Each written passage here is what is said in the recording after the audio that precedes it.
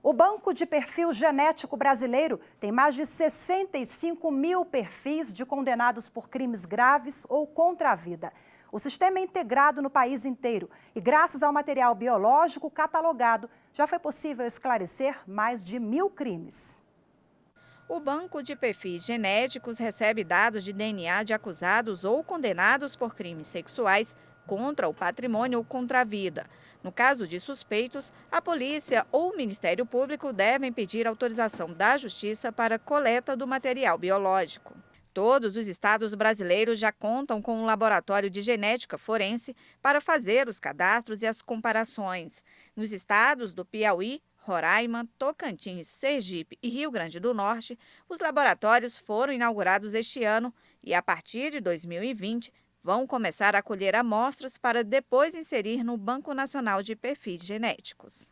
Além de comprovar a inocência, o banco pode interligar investigações de vários crimes, como foi o caso da menina Raquel, encontrada morta numa mala deixada na rodoviária de Curitiba, no Paraná. O assassino da menina só foi identificado em setembro deste ano, após um mutirão de coleta de DNA de presos de São Paulo, 11 anos depois do crime. A lei que prevê o cadastro do perfil genético de preso é de 2012, mas ela não vinha sendo aplicada. Em 2017, apenas 2.000 presos tiveram o perfil genético cadastrado no banco. No ano passado, foi estipulada uma meta pelo Comitê Gestor da Rede Integrada de Banco de Perfil Genético, que já foi superada. A meta era cadastrar 65 mil até o fim de 2019 e já conta com 67 mil.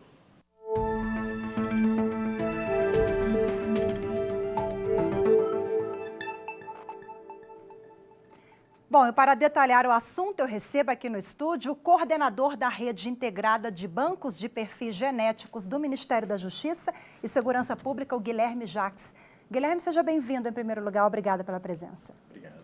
Bom, nós vimos na reportagem que a criação do Banco de Dados Genéticos, ela está prevista desde 2012 com uma lei, mas nós tivemos a implantação efetiva agora em 2019. A que o senhor atribui essa distância e esse lapso?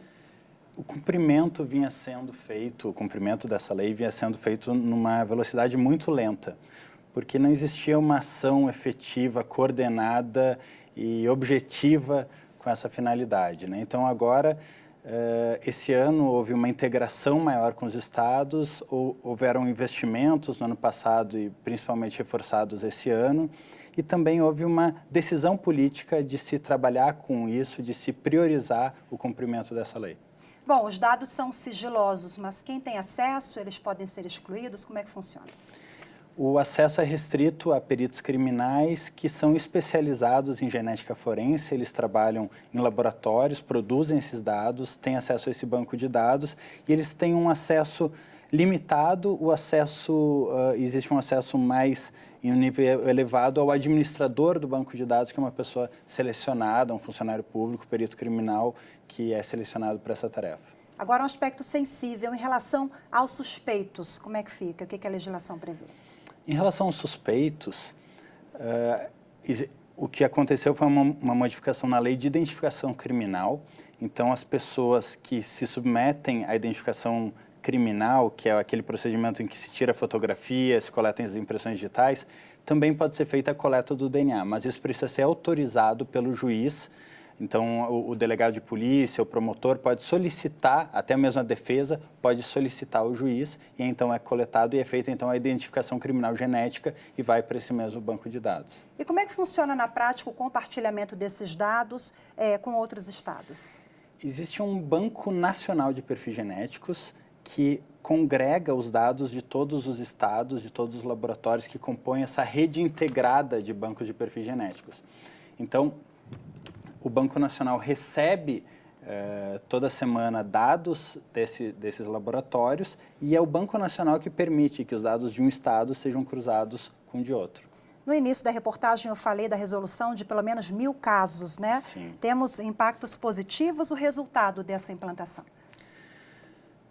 É uma tecnologia realmente revolucionária, considerada das mais importantes para o combate ao crime, porque ela não apenas permite que esclareçamos crimes mais antigos, como também existe a prevenção de novos crimes, aquela sensação de impunidade, ela diminui.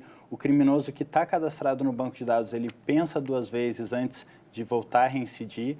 E, além disso, ela permite também a identificação de inocentes. Nós já detectamos algumas pessoas, até mesmo condenadas por crimes que não cometeram, né, foram reconhecidas pela vítima, por uma testemunha, mas o exame de DNA serve também para mostrar que esses inocentes não cometeram esses crimes e é uma prova muito bem aceita nos tribunais. Realmente é um passo muito importante que o Brasil está dando para o combate à criminalidade.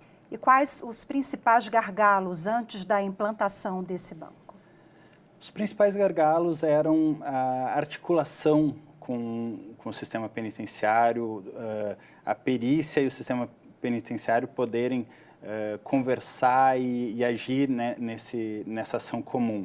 Né? São 2 mundos um pouco diferentes que não se comunicavam muito, mas agora, felizmente, nós tivemos grandes avanços nessa questão.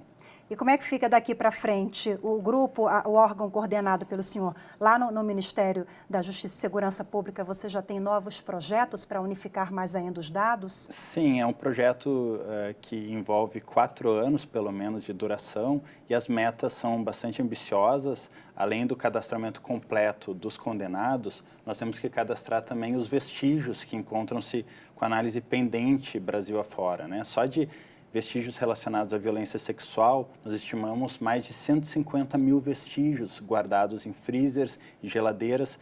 Cada vestígio representa uma vítima que se submeteu a um exame íntimo e esse vestígio está guardado. Isso precisa sair desse freezer, dessa geladeira, ir para um laboratório de DNA, ser processado e aí ir para o banco de dados. Então, com esse investimento e esse foco, nós temos bastante convicção que nos próximos anos nós teremos ainda mais crimes sendo solucionados. Que bom, parabéns pelo trabalho do senhor lá, obrigado pela entrevista. Obrigado.